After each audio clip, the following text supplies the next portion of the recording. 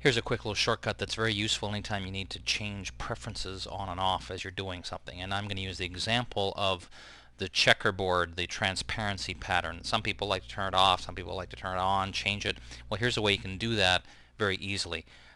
Nothing wrong with having black type on a checkerboard, but if I change my color to white, I'm just going to press Command Delete or Control Backspace on the Mac since I knew my background color was white. As you can see, it's pretty hard to work with type where you can't even see it. So if I go to my preferences, I can work my way through pressing the next button, or I could use the pull down menu to get to this one that says transparency, and I could change it to some, for example, I don't know, pink and darker gray, for example, so that I can really see what I'm doing, and I click OK, and of course that setting is changed. And like any preference, it'll stay that way until you change it again.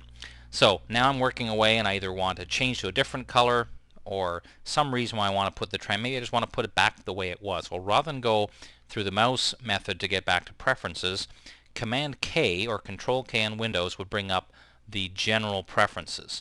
And I'll just go back to the transparency and click OK because I want to show you if I hadn't done anything else. So let's pretend that I just changed the transparency setting in preferences, clicked OK.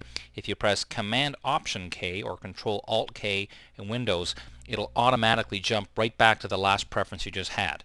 So then you can easily change it. So this way, anytime you need to change a setting, you just go back and oops, I pressed the wrong button, so I go back to my preferences and say don't use none, use a regular grid, but go back to the normal setting, click OK, and then I'm back to where I was before. So it's a very simple way to jump right to your last used preference, Command Option or Control Alt K.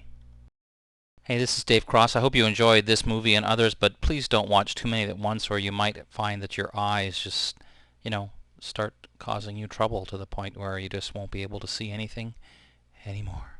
So be careful. See you next time.